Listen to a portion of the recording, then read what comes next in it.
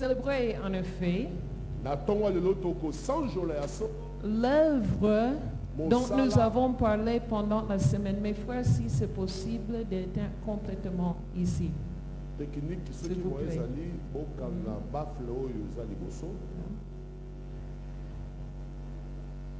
Ce matin, cette semaine plutôt, nous avons parlé de quel passage? Galates 6, 14. Et Paul nous a dit qu'il va glorifier de quoi? De la croix. Et pourquoi? Parce que c'est par la croix que le monde a été crucifié pour moi. Et on a bien défini le monde le mardi, je crois. Mes frères, s'il vous plaît, oh, on aura besoin d'une session d'intercession pour la tête de la prédicatrice. Hein? On a bien défini le monde. Le monde qui est en moi. Le monde n'est pas les arbres, la création. Nous ne parlons pas non plus du monde, le monde que Dieu a aimé. Nous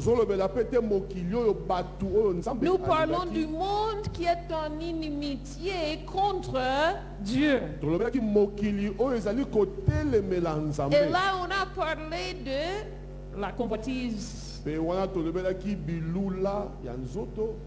De quoi? Non, ne termine pas la phrase. Laisse-le terminer. La convoitise est l'orgueil de la vie. Exactement. Et la deuxième nuit, nous avons parlé de comment Jésus sur la croix, il a détruit le pouvoir du monde. Il a détruit le pouvoir du monde sur moi. Il a aussi renversé toutes les conséquences. Et les conséquences qu'il a renversées, c'était quoi? L'esclavage au péché. J'ai écouté quelque part. Très bien. Deuxièmement, la colère de Dieu et l'éloignement de Dieu à cause du péché. Et tout ça s'était renversé. Et la troisième chose, et nous allons revenir là-dessus aujourd'hui, c'était la mort. Parce que la mort est entrée comme conséquence de quoi? Du péché. Alors, comme nous allons voir aujourd'hui, lorsqu'on a traité avec la cause, les effets changent. Hein? Oui. Parce que les conséquences suivent une cause. Si on élimine la cause, on élimine aussi ses conséquences. Mercredi, plutôt jeudi et vendredi, on a parlé des changements qui a lieu dans nos vies. Lorsque nous acceptons la mort de Jésus, lorsque nous reconnaissons que nous sommes crucifiés avec Jésus, nous sommes morts à la chair, nous sommes morts à la chair et nous sommes ressuscités dans une nouveauté de vie. On a vu un changement un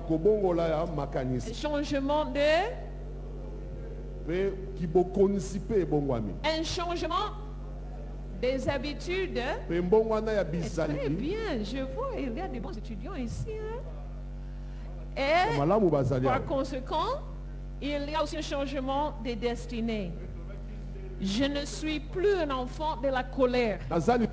Je ne suis plus destiné à l'enfer. Je suis destiné à la vie éternelle avec Jésus. Wow. Et le vendredi, on a focusé surtout sur ces changements d'habitude, qui est un résultat d'un changement de caractère. Et on a vu le fruit de l'esprit. Lorsque Jésus commence à vivre sa vie en nous, ça termine avec les œuvres de la chair. Ça termine avec les œuvres de la chair. Et si vous êtes ici vendredi, on a fait une petite illustration avec ça. Et on a chassé toute cette équipe de la chair. Pas par une liste de règles, mais par un changement de caractère. De l'intérieur à l'extérieur. Mais aujourd'hui, nous célébrons cette victoire. Et je veux parler du tombeau vide, la garantie de l'œuvre de la croix. Oh, si vous voulez le dire autrement, la preuve de l'œuvre de la croix. 1 Corinthiens chapitre 15. Et maman j'ai sorti d'Éphésiens, Galates et Romains. Un peu, mais je vais y rentrer. 1 Corinthiens chapitre 15, verset 1 à 4.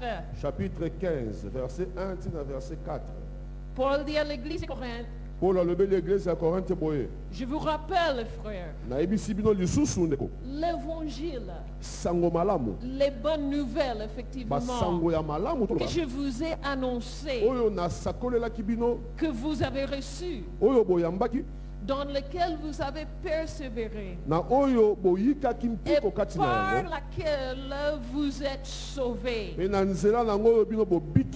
si vous le retenez tel que je vous l'ai annoncé. Autrement, vous aurez cru en vain. Vous avez reçu une bonne nouvelle. Quelle est cette bonne nouvelle? Je vous ai enseigné avant tout la même chose que moi j'étais enseigné. Probablement par Ananias, hein? Dans les enseignements de base, ce que j'avais aussi reçu, quel était l'enseignement de base? La bonne nouvelle, c'est que Christ est mort pour nos péchés selon les Écritures, qu'il a été enseveli. Il était vraiment mort. Il a tout versé pour nous. Il a donné son dernier goutte de sang pour que nous soyons délivrés du monde et du péché. Et qu'il est ressuscité le troisième jour, aussi selon les Écritures.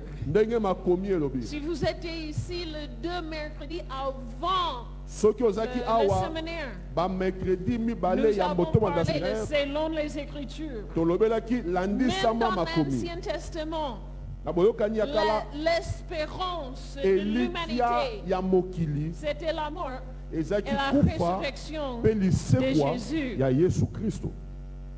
Wow.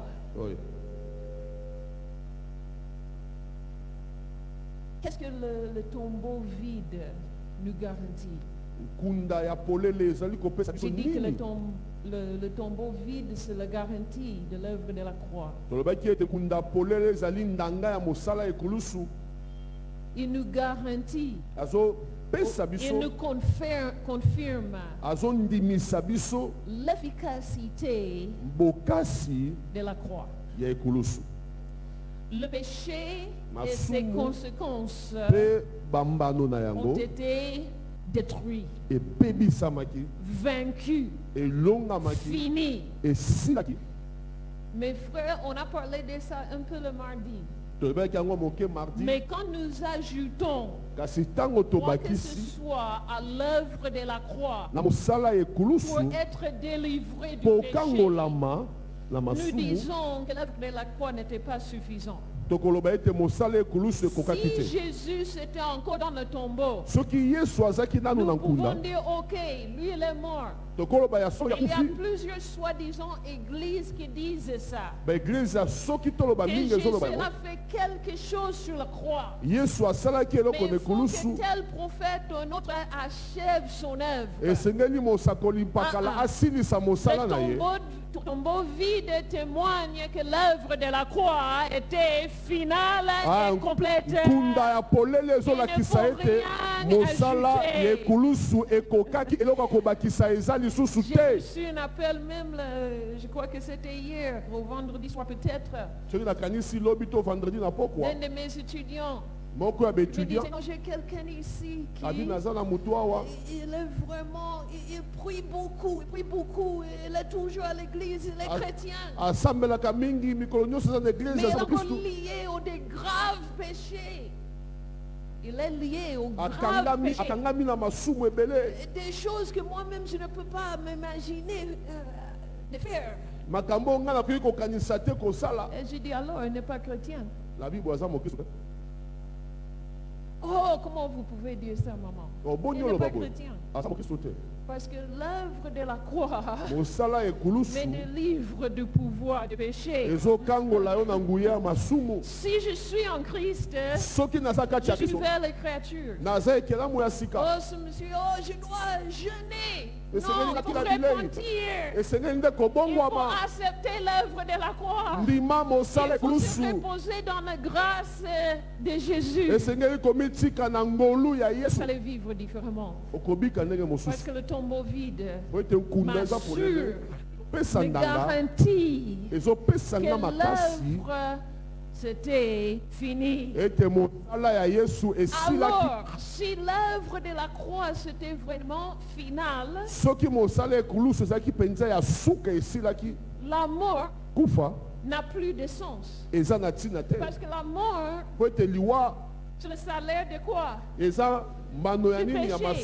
Et vous voyez, j'écoute parfois que c'est moi que je devais être à la croix. Et c'est vrai.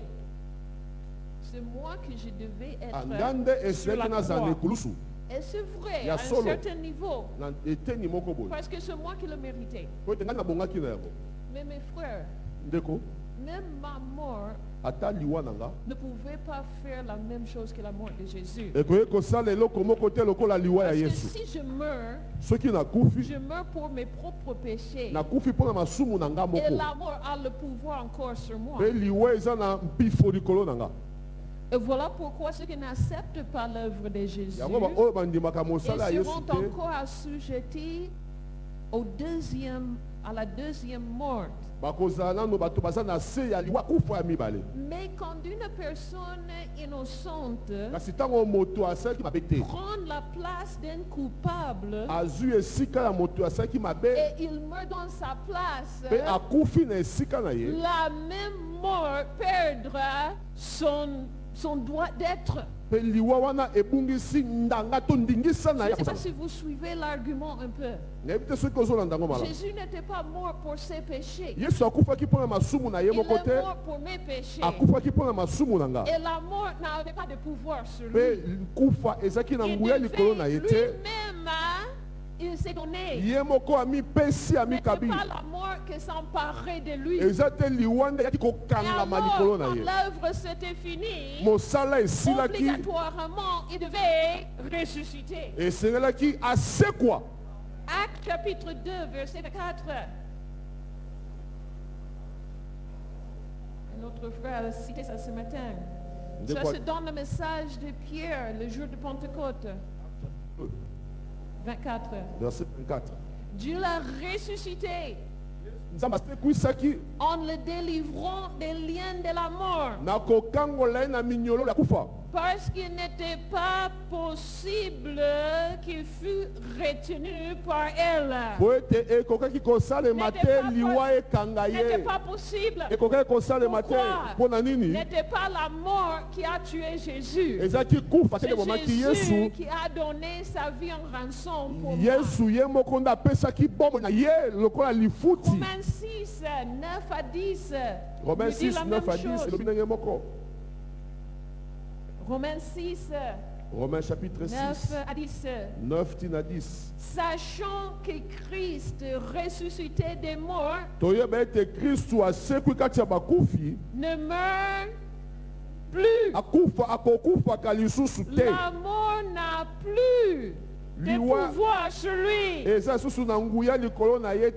Car il est mort. Et c'est pour le péché, pour nos péchés, qu'il est mort. Une fois pour toutes. Il a fini avec le règne du péché. Fini. Alors il ne faut plus mourir. Il est revenu à la vie. Et c'est pour Dieu qu'il vit. Voilà pourquoi Paul pouvait dire 1 Corinthiens 15 encore. Le grand chapitre de la résurrection.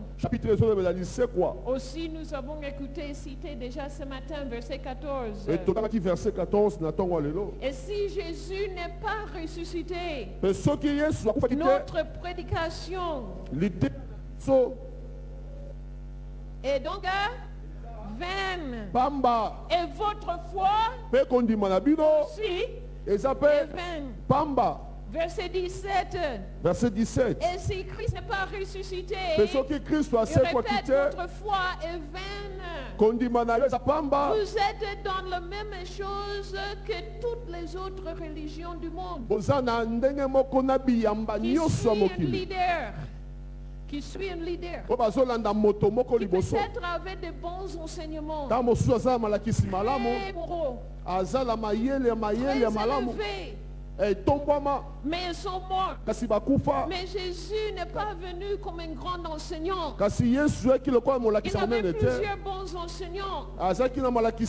Dieu a mis dans la conscience de l'homme la connaissance de ce qui est correct et ce qui n'est pas correct. Mais malheureusement, il n'y avait pas le pouvoir de vivre. Même ce que nous savons est correct. Mais Jésus est venu pour détruire le péché et nous donner ce pouvoir. Alors, la différence entre le chrétienisme et toutes les autres religions, qui peut-être enseignent la moralité, oui, mais ne donnent pas le pouvoir de le vivre. Mais la résurrection nous assure que Jésus a vaincu. Il a vaincu le péché. Pourtant, il est aussi la deuxième chose. La résurrection est la garantie de mon salut. Puisqu'il a vaincu la mort, il a vaincu le péché, c'est possible que moi je peux être sauvé.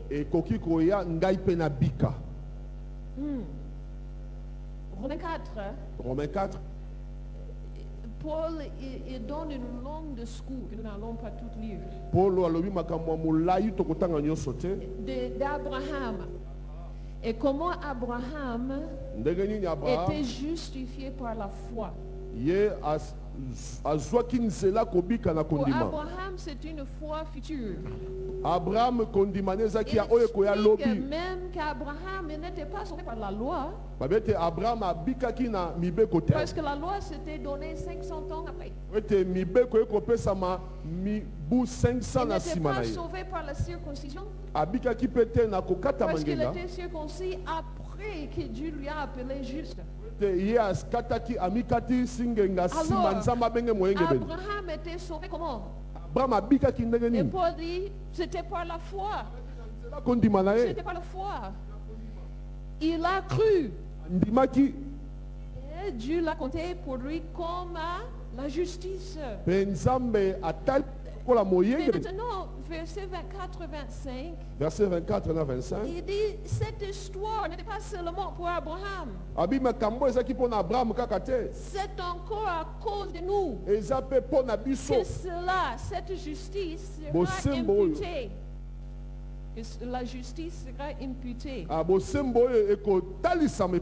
Et nous qui croyons en celui qui a ressuscité des morts, Jésus notre Seigneur, laquelle a été livrée pour nos offenses. Il est mort pour nos offenses. Il est ressuscité pour notre justification. Pourquoi? Vous voyez mes frères, il fallait qu'une transaction soit faite. Et le livre d'Hébreux donne un bon tableau de comment Jésus il est devenu le sacrifice parfait, le sacrifice final, l'image du tabernacle. Et Jésus a commencé comme l'agneau sacrificiel qui est immolé sur l'autel. Mais après qu'il a été sacrifié, qu'est-ce qu'il a fait? Il n'était pas comme l'agneau qui est resté là et qui était brûlé et fini. Non, non. Il est aussi le sacrificateur. Il s'est levé de l'autel. Il a pris le sang. Il est entré dans le lieu très saint. Le lieu très saint dans le lieu céleste. Pas ici sur terre. Le lieu très saint ici sur terre n'était qu'un ombre. N'était qu'un symbole. Mais Jésus est entré dans la présence de Dieu lui-même. Il a mis le sang, pas sur l'arche de l'alliance, mais sur le trône de Dieu vivant. Il a dit l'œuvre est finie. Et voilà pourquoi vous pouvez maintenant déclarer juste Bob. Pourquoi? Parce que bien qu'il avait beaucoup de choses, le sang a été versé. Le prix a été payé.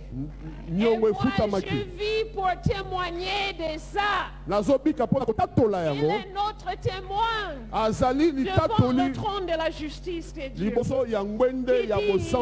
La justice est faite. Wow.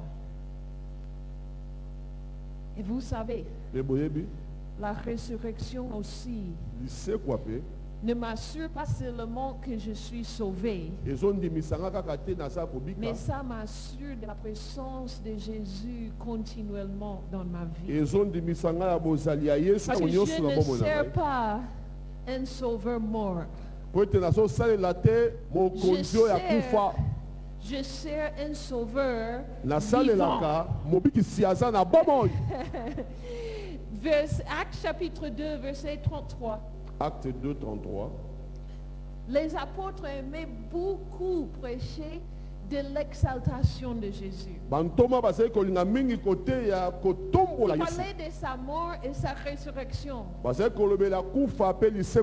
Mais il n'était pas seulement ressuscité pour continuer à vivre comme il était ici sur terre. Verset 33. Verset 33. Élevé par la droite de Dieu, il a reçu du Père le Saint-Esprit qui a été promis, et il a répondu comme vous le voyez et l'entendez. Nous avons le Saint-Esprit parmi nous, et son aide, sa consolation, sa force, parce que Jésus est ressuscité. C'est après la résurrection qu'il pouvait envoyer le consolateur. Ce n'est pas un sauveur mort, mais c'était un sauveur ressuscité qui a envoyé le Saint-Esprit. Romains chapitre 8, verset 34. Verset 34. Il parle des élus de Dieu. Ceux qui sont sauvés par le sang. Qui les condamnera? Christ est mort. Bien plus. Il est ressuscité. Et il est là. Il est à la droite du Père. À la droite de Dieu. Et fait quoi? Il intercède pour nous. Il n'a pas resté dans le tombeau. Il est monté au ciel. Il a présenté le sang. Et comme j'ai dit, il continue à être notre témoin. Notre témoin devant la justice de Dieu. Devant les accusations de Satan. Le nom Satan veut dire accusateur. Et les accusations de Satan ne sont rien devant le témoignage de Jésus. Parce qu'il est ressuscité. Et c'est lui qui dit à Satan, c'est toi. Tu n'as plus un mot à dire. Tu n'as plus un mot à dire. Mais il ne faut pas que nous réclamons quoi que ce soit. Jésus a déjà réclamé de notre part.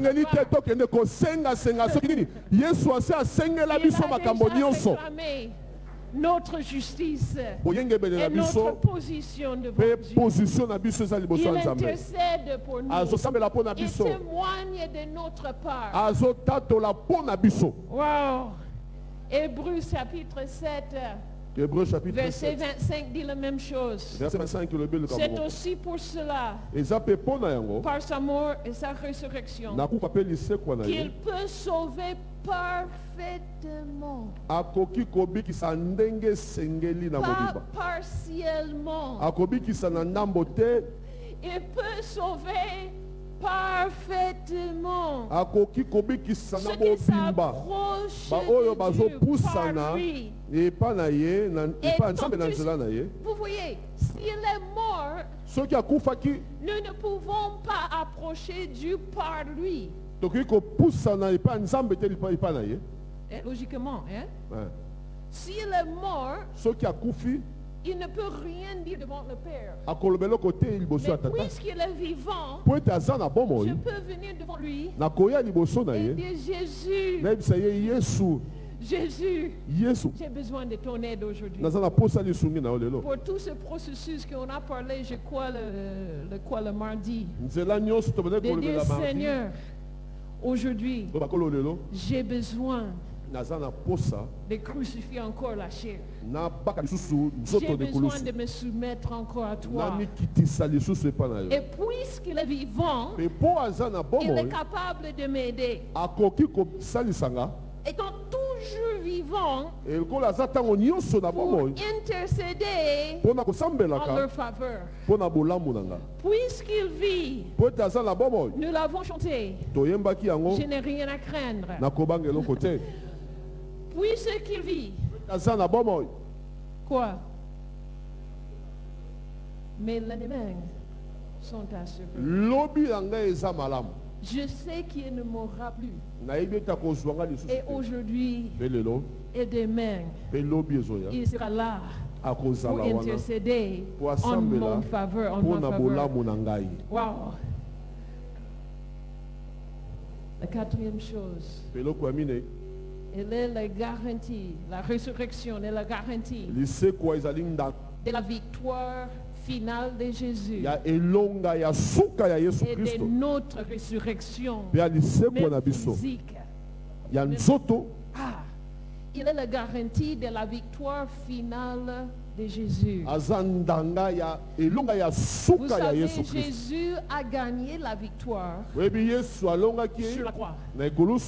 Mais il nous laisse encore le temps d'accepter cette œuvre.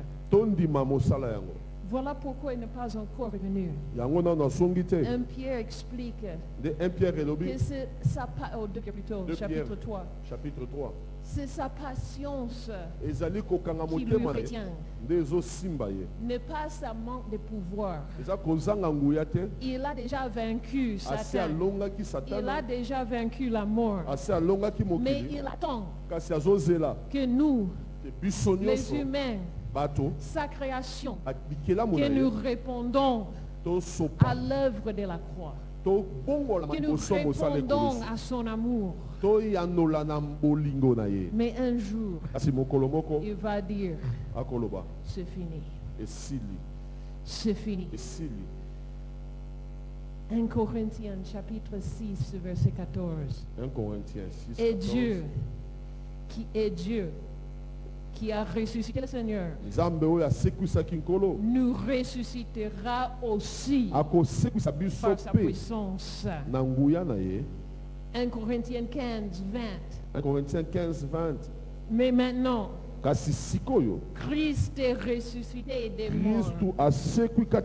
Il est les prémices, c'est-à-dire le premier de ceux qui sont morts. Puisque lui, il a été ressuscité, nous aussi, nous sommes assurés. Même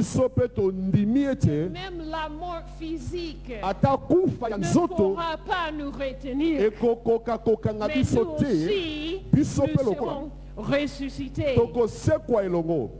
Mes frères, je sais, il y a trop de prédications et même trop de chrétiens qui disent, oh, je sais que nous irons au ciel, mais maintenant nous sommes ici dans le corps. Mais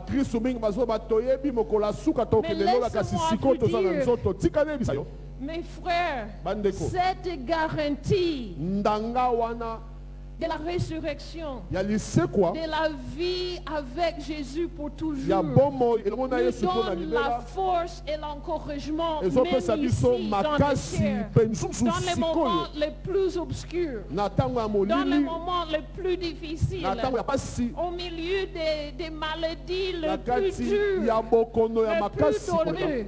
Je peux regarder même la mort en face. Et je peux dire, non, tu n'as plus de pouvoir sur moi. Tu peux toucher ce corps. Mais même ça, c'est seulement temporairement. Parce que mon sauveur, il est ressuscité. Et moi aussi, je suis ressuscité. Et maladie, tu n'auras plus de pouvoir sur moi. Et tristesse, tu n'auras plus de place dans mon cœur.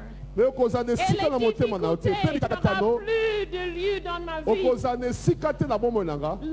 La promesse, l'assurance de la résurrection peut me soutenir même ici-bas. Le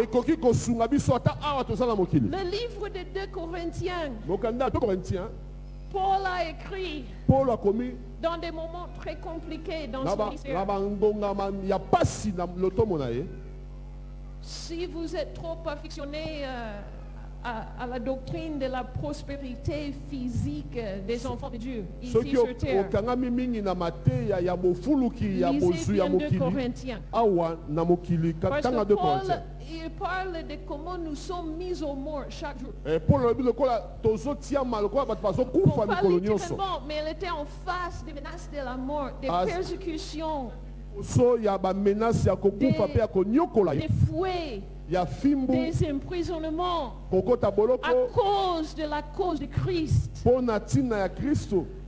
Mais quand il écrit aux Corinthiens cette deuxième fois,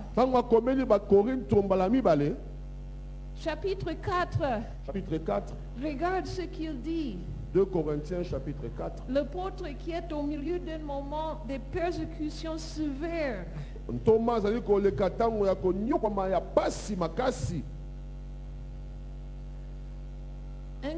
Corinthiens plutôt, chapitre 4 et verset... Bon, je vais commencer avec 8, même 7. Oui, pourquoi pas 7? Ça nous donne le contexte. Nous portons ce trésor Quel trésor? Le trésor de l'évangile, de la vie de Jésus.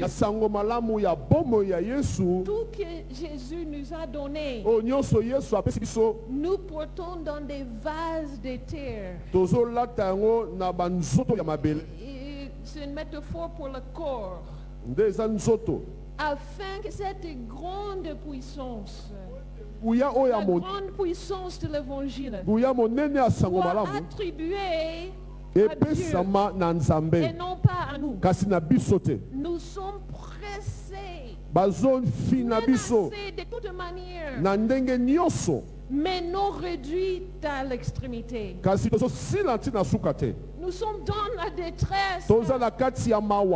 Les larmes coulent. Mais nous ne sommes pas dans le désespoir.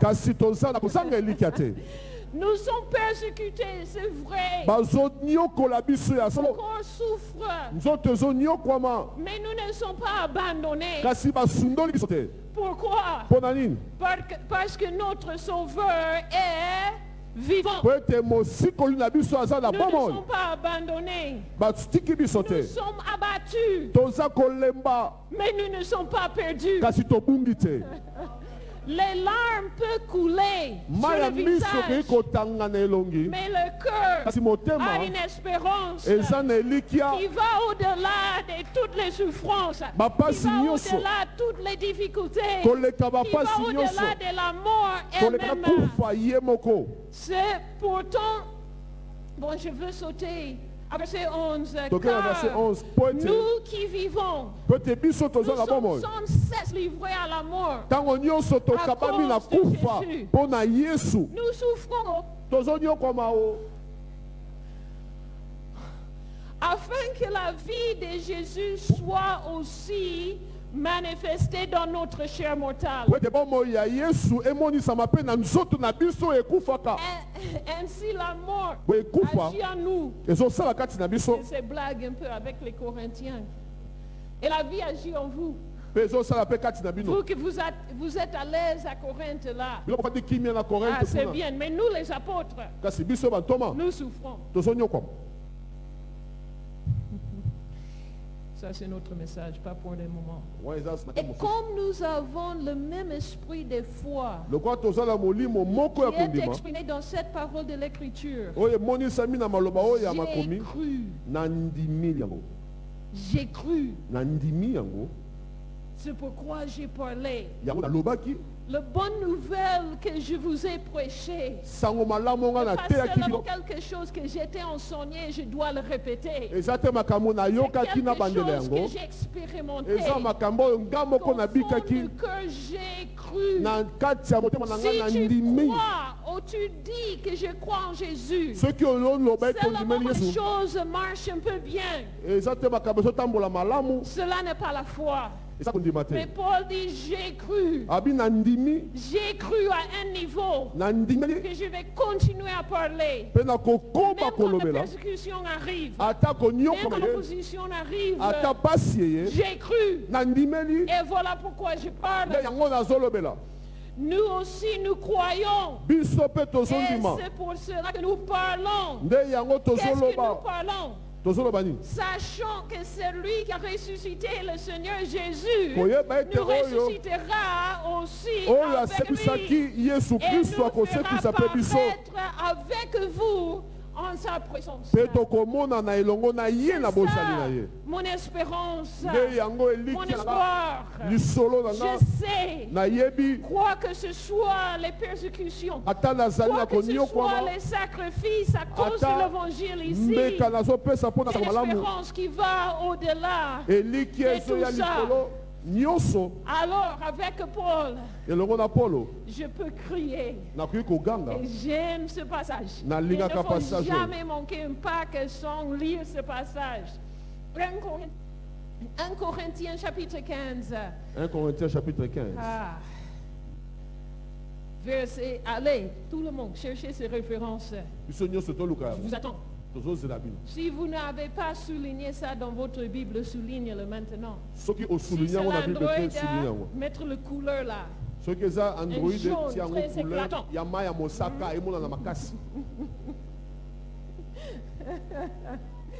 Verset 55 à 57.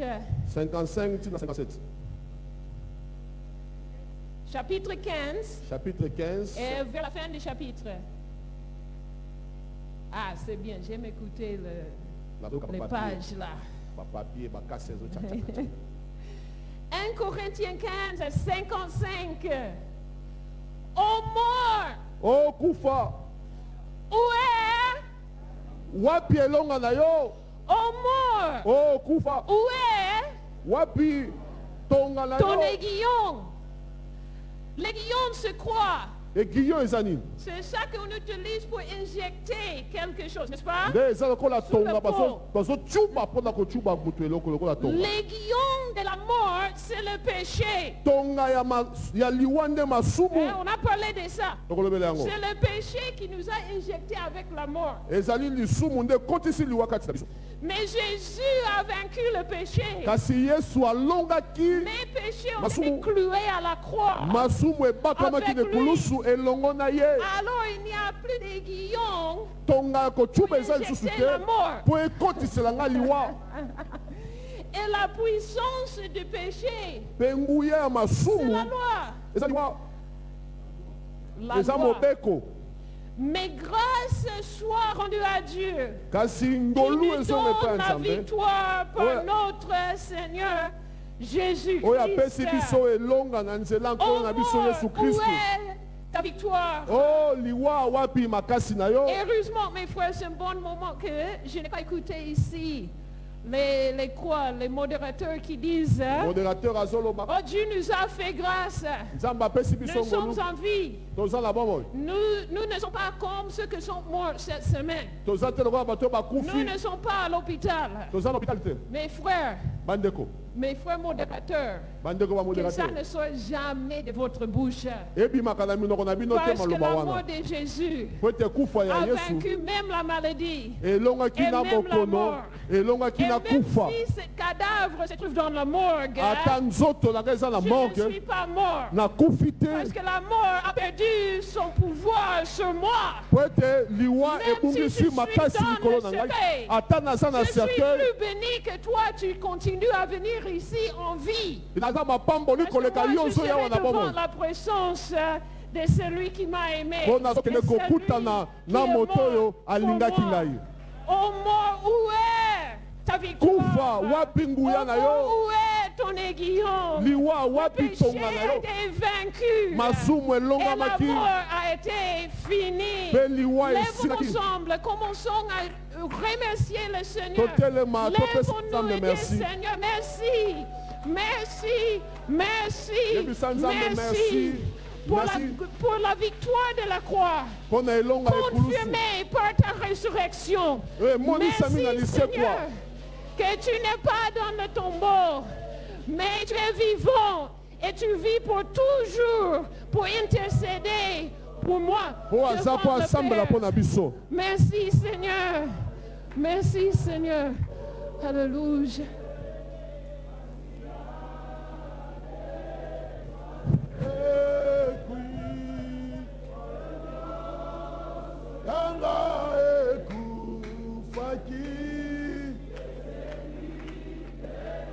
Élève le Seigneur pour sa résurrection.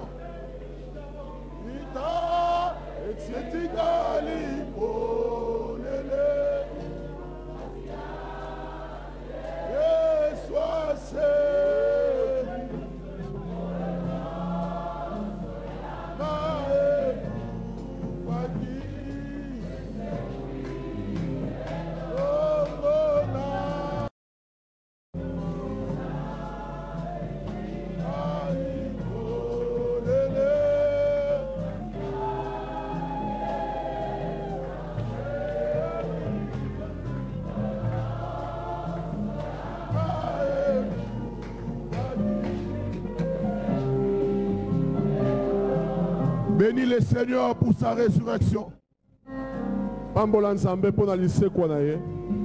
Asilisinga la liwa. La mort a perdu sa force. La mort a perdu sa force. La loi du péché n'a plus de pouvoir sur ma vie. Parce que je suis sous une nouvelle loi de celui qui est mort et ressuscité. Adore le Seigneur pour l'œuvre de la croix. Adore le Seigneur pour le tombeau vide. Bien-aimé, prends le temps de dire merci à Dieu. Adore-le. Asili singa la liwa.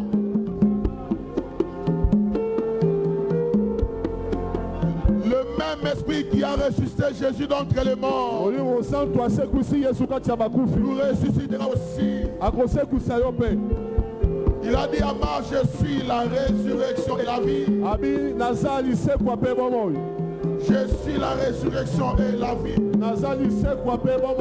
Celui qui croit en moi, quand bien même il serait mort, il vivra. Dis merci à Dieu.